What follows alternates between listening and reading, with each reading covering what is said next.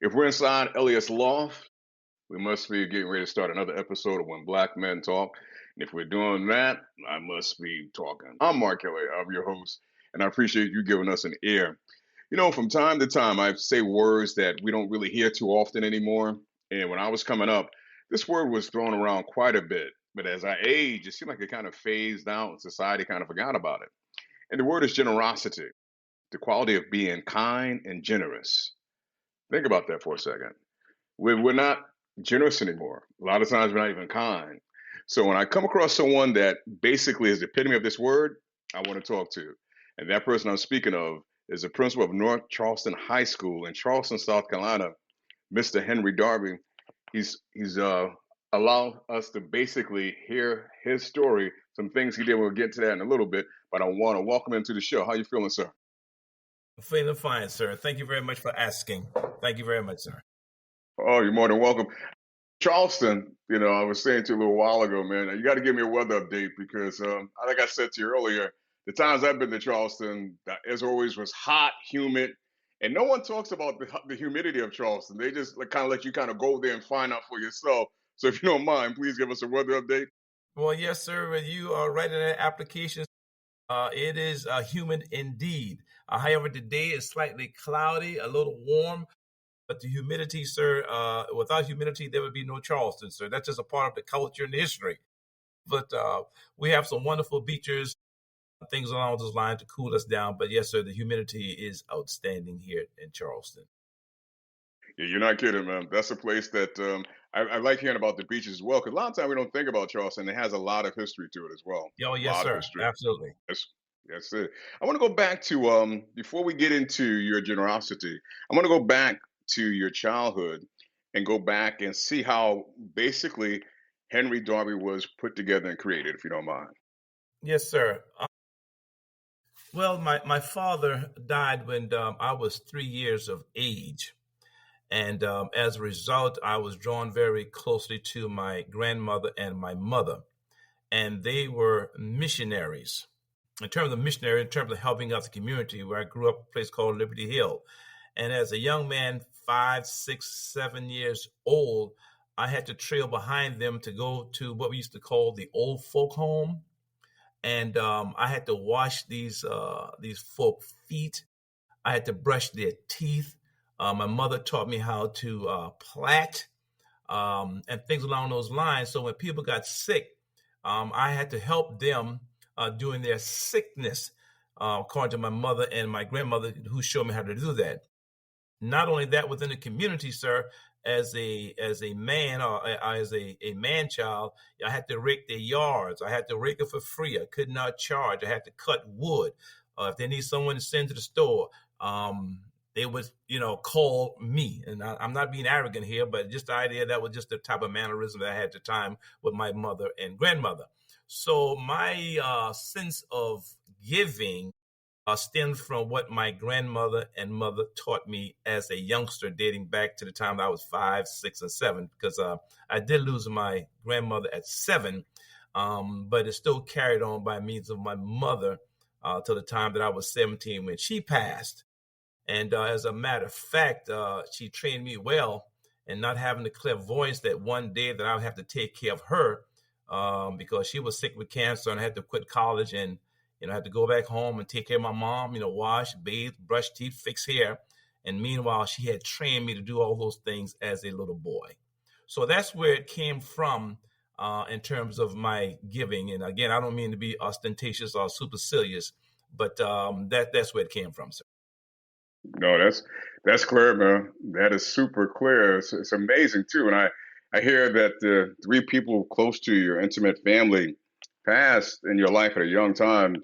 Wow, that's a, that's something, and you can say hard, but I from the little part I know of you, I would not have thought so. But your upbringing, that right there says a lot. And it's interesting. You're located in South Carolina.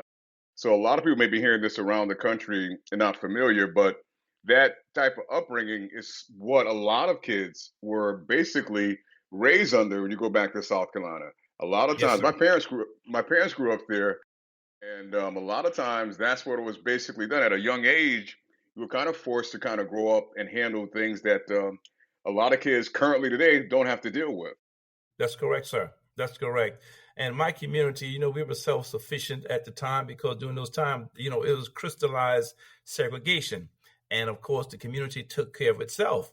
And, I had family members who helped raise me after my parents and grandparents died. My church helped raise me. Morris College helped raise me. So it was really that type of village atmosphere in which I grew up, particularly in the area of segregation. So I owe a lot to my community, my aunt and uncle, and of course my parents and my grandmother. And even though I did not get a chance to know my father, my mother said that somehow I must have taken after him as well. And I didn't really get a chance to know him. Sometimes I even get emotional now, sir. But to have known him, I think I would have been a better man. I think I would be a better man if I had my father in my life. And just as a side note, my father did something that most fathers don't do to their sons, and that is, now if you must die, you don't die on your son's birthday. You just don't do that.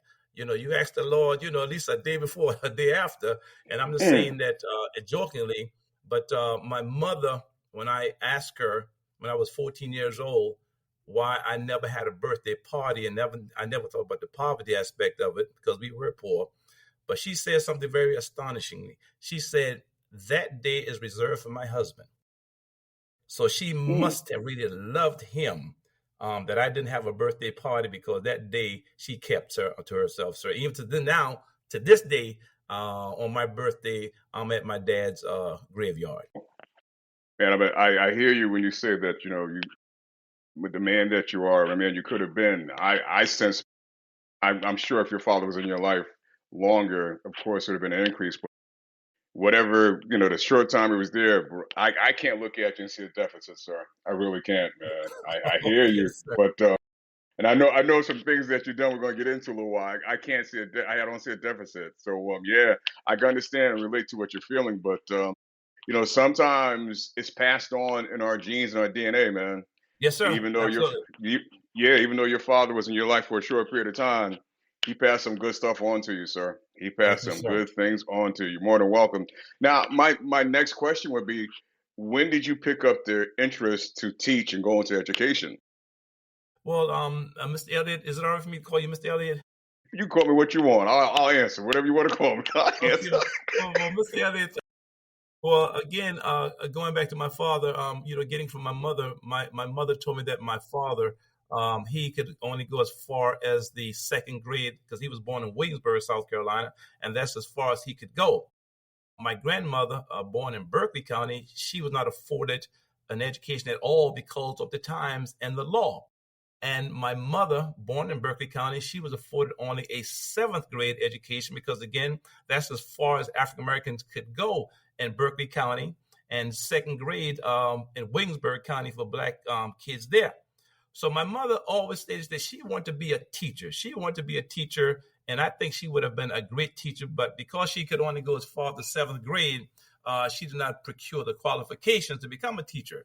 So she wanted her dream structured into reality by means of her son. And I can still hear her voice among her friends, whether it's church, relatives, and I'm, again, 5, 6, 7 on her knee. My son is going to be a teacher. My son is going to be a teacher. She's just bragging around. My son is going to be a teacher. So it was instilled, and I was indoctrinated. Even though when I graduated college, I really did not want to go into teaching because I was somewhat angry with God at the time. But ultimately, I did go into teaching. But that's where it stemmed from, my mother's dream, which was structured into reality because she herself could not become a teacher due to the laws of South Carolina in terms of segregation at the time, sir. I'm telling you, man, I'm listening to you and I'm feeling chills, man. And that's being straightforward because you're bringing me back to a time in South Carolina that a lot of times we try to forget about. We really try to Yes, not sir. think about. Yeah, we try to overlook. And I remember years ago going back to we went back to Ridgeland, South Carolina, where my father was born. And we went out for breakfast. My father, myself, and my brother went out for breakfast. And my father was sitting there constantly looking around. He wouldn't sit still for a period of time. And then he said to Mm-hmm. my brother and I, he said, as a child, many days I walked past this restaurant, could not come inside and eat. Yes, sir. I could Yes, not sir. come inside. And that we forget about that. We forget about that basically, that there's a time in our lives prior to us Yes, maybe sir. being here as our people, there's certain things we didn't have the affordability to do, and we take it for granted. In my opinion, Yes, we sir. definitely take it for granted. Now, looking at you were born in a time of segregation, this to me really is it makes it even more amazing what I'm getting ready to say now, because a while ago, the governor of South Carolina basically the Order of the Palmetto, which is the highest civilian honor awarded to a citizen of South Carolina for extraordinary lifetime service and achievement of national statewide significance, placed that upon you. Now, listening to your past, what you came through, and how things start to manifest, the question is, how did that make you feel? Well, Mr. Elliott, I'm going to be brutally honest with you, and I speak with all veracity, sir. It was a shock and a surprise to me that the governor would bestow such an honor on me, because I didn't feel that I had done anything worthy of distinction. I just didn't. I didn't. I just took a job at a place to help students, to help my teachers, and to help my parents here. I didn't think I did anything worthy. The next thing I knew, someone's telling me that the governor's going to come with the Paramount Award. So I mean, I was happy, grateful, thoughtful, but again, I did not feel that I did anything worthy of distinction. I was just doing what I think any other principal would have done had they been here at North Charles Night School. So again, I was just shocked and surprised, sir, because again, it's to me, I don't see anything in terms of a distinction of what I've done and what someone did or other principals do. Because if you go to Chicago, principals work hard all over the nation. And I'm quite sure if they were in my shoes, I don't think they would have done anything less. Well, I'm gonna say this: I'm in Connecticut, and I lived a few places, and I couldn't imagine. I know the principals here. I know a few of them.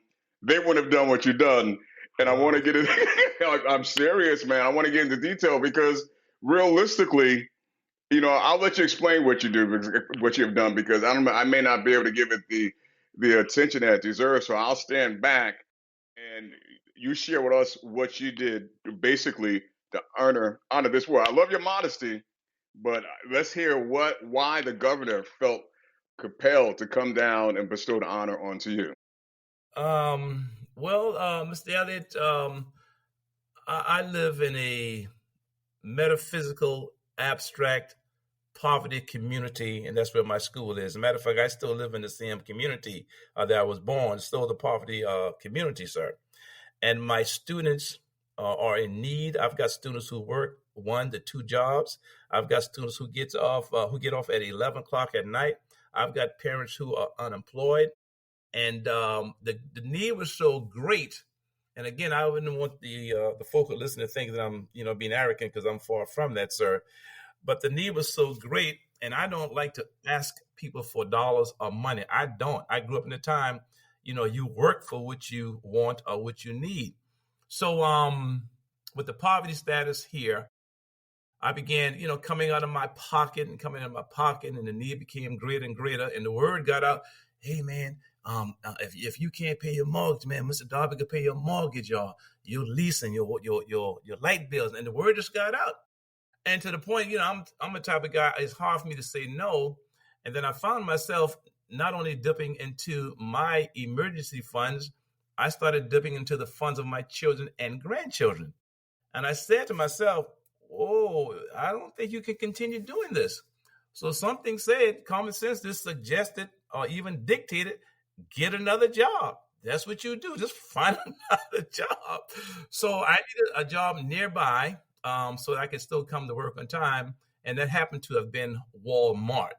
And I would go to work at 11 and get off at 10 and get off at 7 in the morning.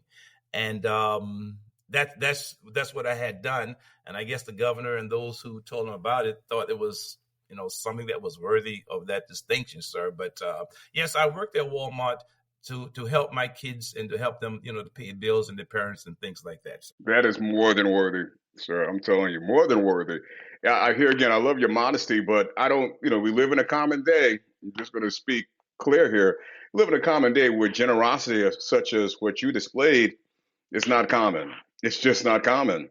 And, uh, when I first came across this, what, really grabbed me, okay, like you said, you went to work 10 or 11 to 7 and working overnight itself, not sleeping, right, but right. working at Walmart itself for those times, I'm sure that was a task.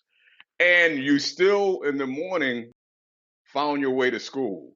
That itself to me is huge. Now, Mhm. I now Yes, sir. and the reason behind it, it is even more for your heart to feel out and what you was doing even prior to taking the job, to Yes, feel sir. the need and help others. Man, I know it goes back to your childhood, but Mr. Darby, I love you. I love your modesty, but you deserve all the.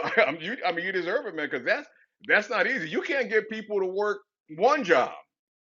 Yes, sir. Yes, sir. Yes, Come sir. on now, Yes, sir. and you. I Yes, mean, you sir. didn't neglect. You didn't neglect your duties as a No, principal, no, and you sir. No, worked sir. overnight. I sometimes we got to pat ourselves in the back. If you don't pat yourself, I'll pat you, man, because that's awesome.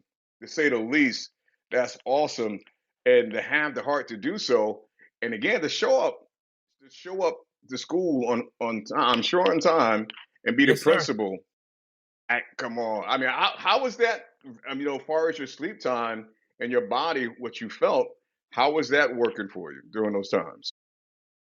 Well, I basically slept on the weekends, at least that Saturday and sometime that Sunday, because I started off at Walmart working 5 days a week, and it was somewhat strenuous on my feet. And I asked management, would you mind if I dropped to 4? And it was still a little rough. And I went back to man and said, "Look, if you let me do 3, I'm gonna hang. I'm gonna stay tough. I am." So I had to get acclimated and adjusted to the position because you're stalking all night long. Now you will get your, I think, 45 minutes or an hour break, but just like that, you're on your feet all night long, stalking, and carrying these pallets all over the place. So it was somewhat difficult at first, but I did get acclimated that I wanted to increase, go back to 5. But no, I didn't sleep until like on the weekend, sir. Um, Wow. I still had to get to work on time because I have faculty, I have students, and I had the events and exam. But that, irrespective of what you're doing, you still have to report to work on time. But Walmart is only like about 2 miles from my home, so I was able to clock out at 7, get home, wash up, and do my regular duties. Amazing. Utterly amazing. Yes, Now, sir. did your staff at the time when you first started doing this, were they aware that you was working overnights at Walmart? Say it again, sir. Did your staff at the school when you first started working at Walmart, were they aware when you were working overnights at Walmart when you first started?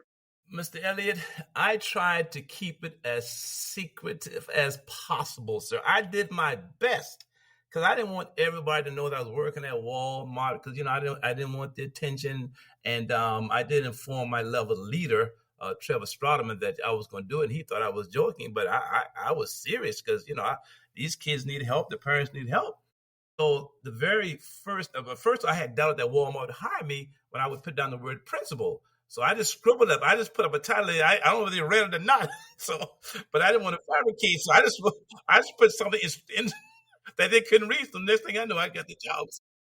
But the very Wow. first night, sir, the very first night I went there, one of my students was working at Walmart, and Okay. she yells out across the entire store, "Hey, y'all, Mr. Darby working at Walmart." I said, "Oh my gosh, it's out the bag.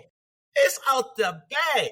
And the very next day, she's coming to school. The very next day, "Mr. Darby working at Walmart." Teachers know it, students know it, parents know it. Now the newspaper want to come. But no, sir, Mr. Elliott, I did my best. But the very first night, "Hey, y'all, Mr. Darby working at Walmart." And that was it, sir. It was gone. Okay.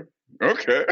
Now, Yes, sir. once the word got out where the faculty, the school knew, and the community knew, there was some action taken. Please Oh, enlighten yes. us to some action that was taken. Yes, yes, sir. As a matter of fact, Mr. Elliott, the entire I would say the entire nation. I think I got not I partner person pronoun, but the school I think got dollars basically from every state in the union. As a matter of fact, there were some African countries that sent dollars, sir. Those folks. I mean, all the way from Australia. I mean, Europe, Germany. I mean, the funds came into the point of over $400,000, sir. Wow. So, Nice. but no, so that was a blessing. But again, I guess that played in the mind of the governor as well because they did write the article. I was hesitant of even giving an interview. So when my level leader said, "Don't you think you want to talk to the newspaper?" I said, "No, sir, I don't want to do it." And then when he asked the second time, I said, "This man is serious. He really wants me to talk to the press." So I'm one of those, old type guys. I follow leadership. I do as I'm told. Hmm. And so I did talk to the Hmm. press, and after that, sir, it just went viral, sir. Beautiful. And Yes, it, sir. and it deserves to go viral. It really did. It did. It needed to go viral, man. And I'm glad the response poured out the way it did because I Yes, I sir. I, Yes, sir. I know you may not see it as such, and I think you think, it's the common thing to do, but a lot of times we're not feeling that generosity to help others, kids Yes, sir. mainly. And to think that you delayed your sleep towards the weekend. That alone to me, that's huge, man. And we're Yes, not, sir. a lot of us, I can honestly say aren't that way in reality due to the fact we weren't raised the way you were raised. We weren't. A lot of us was raised basically being selfish, thinking of ourselves, not thinking of others. And the goodness you was given as a child has basically manifested itself currently to help other people. So absolutely, man, it deserved to go viral. It deserved to get everything it got the attention, and you deserve to understand the blessings that you passed on from your labor and your hard work to other people that benefited. Yes, sir. Well, Mr. Elliott, I'd also be honest with you, sir. And of course, it stemmed from my grandmother and mother, but there's also another factor too, sir. That is the importance of what African American history taught me, sir.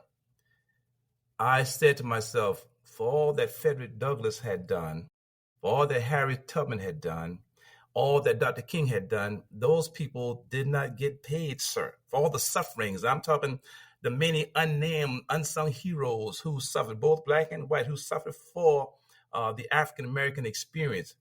They did not charge a dime. So I said to myself, working to Walmart and giving away the salary, it pales in comparison to what others had done before me. Because again, sir, we could never repay Frederick Douglass for those whippings and what he did to help you and me and so many others, and what Dr. King and Booker T. Washington, W. Du Bois, and Jan Farmer and that whole crew, sir. I mean, men and women suffered for us. So I really just want to do my little part. Because when I do meet Frederick Douglass, I would like to say, hey, Mr. Douglass, I did my best. Dr. King, I did my best. So, in addition to the childhood being brought up, African American history played a role in my wanting to work at Walmart to help others, sir. I'm gonna tell you, Mr. Henry Darby, there's not many times that I am speechless, but I can tell you now that I am. Oh my. Yeah, man. I can tell you that I am because it's just it's amazing to me. I don't run into individuals such as yourself often, if I ever do. And what you just said there was astonishing. It just was. I mean, if we all thought the way you thought and felt the way you felt, our community as a whole would be so Oh, much better. As a whole, would be so much better. Just paying it back. yes, sir. Yes, sir. Yes, sir. Because I know people were good to me, Mr. Elliott. When I went to Morris College, sir, I had four pair of pants and a few shirts. And there was a minister by the name of Reverend Thomas Dawkins who took a liking to me.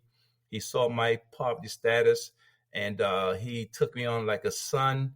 Uh, and before my mother had passed, she had asked him, "Please take care of my son." He said that he would. I had gone to Morris College at an early age. I was just 16, and my mother died at 17. And for those years that Reverend Dawkins took care of me, Mr. Elliott, he never charged me a dime. And all he would say is, pass it on. He's saying, pass it on. The same thing my aunt and uncle never charged me a dime. Pass it on. Walmart was my saying, I'm passing it on. I'm passing it on, sir. People were good to me. I mean, they were just good to me, sir. And that's the way it should be elevated. That's the Yes, way sir. it Yes, should sir. be elevated. Absolutely. I just, you know, you're this conversation could go on for weeks, man, because you're loaded with so much goodness, and it's things that people that you're saying people really need to hear because we're so far from it.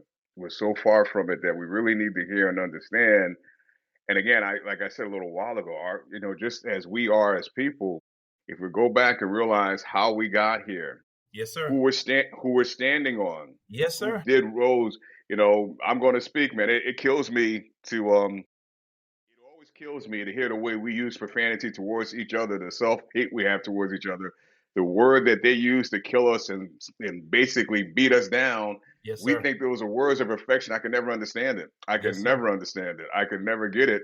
But so that's why, for me, it's remarkable for myself personally to come across a gentleman such as yourself and basically understand the principles and stuff that we should be where we should be living. Yes, sir. You Yes, sir. leave me speechless, boss. You leave me speechless because I didn't know Mr. Darby exists until I actually had a chance to talk. I'm being honest with you, bro. I didn't know a Mr. Darby exists, and if we can find a way to Yes, clone sir. you, man, come Yeah. on, we could do.